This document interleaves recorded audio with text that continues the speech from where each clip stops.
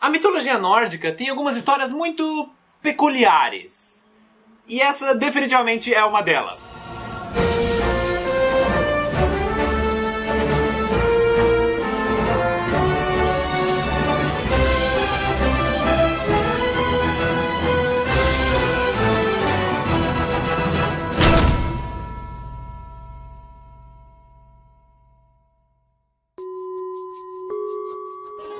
A história de hoje envolve os 3 personagens mais famosos da mitologia nórdica: Odin, Thor e principalmente o nosso querido e inigualável Loki, o deus da trapaça.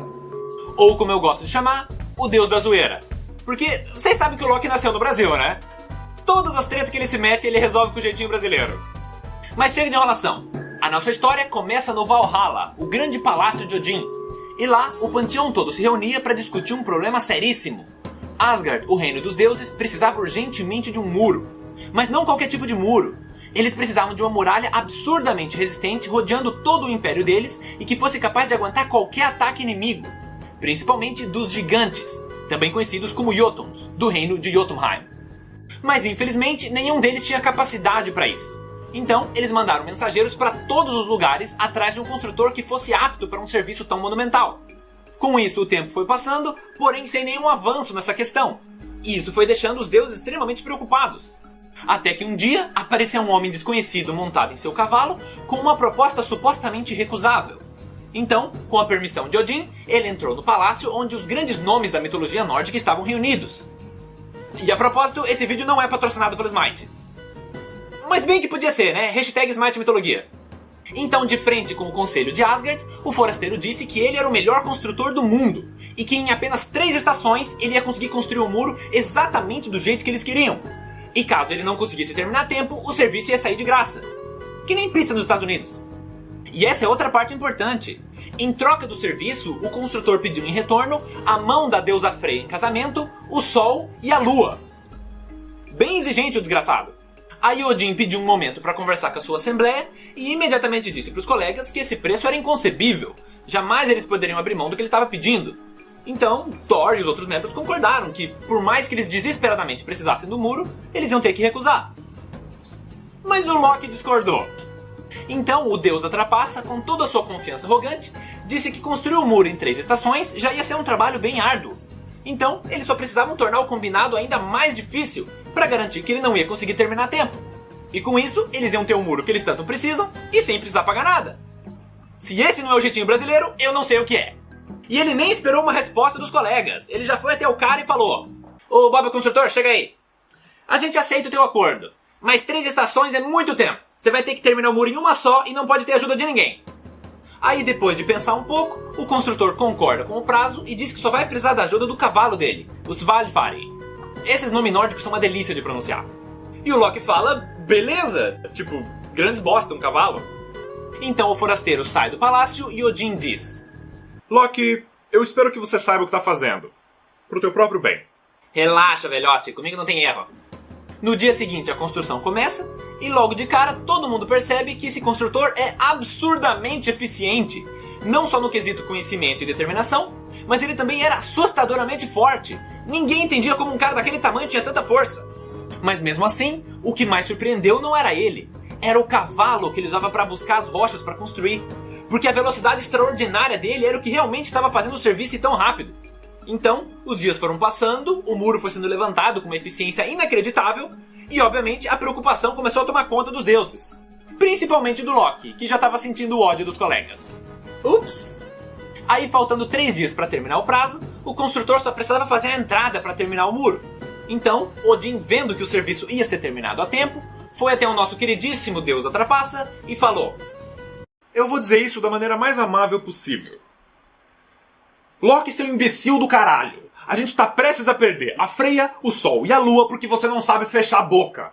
Então se você não resolver essa merda agora, eu vou te arrebentar na porrada de um jeito que você nunca mais vai se recuperar." Então, com esse pedido carinhoso, o plano que o nosso zoeiro fez foi o seguinte. Já que o construtor era um cara muito esperto, ele decidiu que seria melhor tentar distrair o cavalo, para ele não conseguir buscar o material a tempo. E como muitos de vocês devem saber, o Loki tem a habilidade de mudar de forma. E agora corta para a entrada de Asgard, onde o construtor está quase terminando o serviço e só precisa fazer algumas poucas viagens para buscar as últimas rochas que faltam para finalizar a obra. Então o construtor sai com o Svalfari puxando a carroça, até que em determinado momento, no meio da floresta, surge uma égua, muito esbelta, muito charmosa, e ela sedutoramente relincha para o cavalo, deixando ele, digamos, mais animado do que o normal. E isso faz com que ele se solte das rédeas e comece a perseguir a égua. Que a propósito, vocês já perceberam quem é, né? Aí o Loki sai correndo desesperado para escapar do garanhão, e o construtor que não conseguiu acompanhar teve que continuar o caminho a pé. E como já era de se esperar, sem a sua montaria, o ritmo da construção diminuiu muito, o que foi deixando o cara extremamente irritado. Mas eu acho que não é essa parte que vocês estão interessados, né? Vocês querem saber o que aconteceu com os dois equinos. Bom, o plano de distração do Loki funcionou. Mas o que ele esqueceu de levar em consideração é que o cavalo era muito mais rápido do que ele. E eu sei que eu não devia estar rindo, mas não tem como contar essa parte sério. O cavalo simplesmente sentou lenha no Loki, mano. Nem levou pra jantar. E agora alguns de vocês podem estar pensando: ué, mas ele não podia ter se transformado em uma águia e fugido? Bom, eu não sei como funciona o limite de transformações dele e quanto tempo ele tem que ficar em cada uma. Mas eu gosto de pensar que ele podia ter escapado, mas preferiu não porque ia ser mais engraçado. Conclusão, o Loki desaparece por um bom tempo.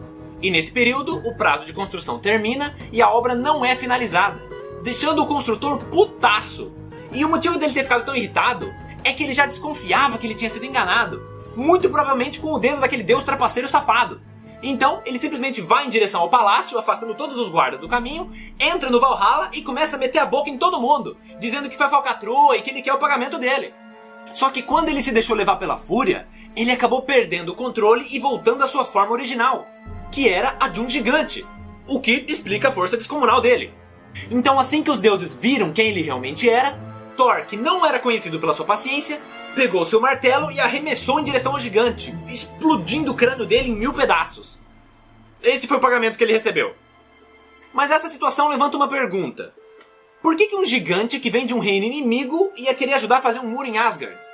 E aí o máximo que a gente pode fazer é especular. Então, talvez fosse um plano maléfico dos gigantes e o construtor ia deixar uma passagem secreta no muro. E até a questão dele pedir o sol e a lua já é bem suspeita.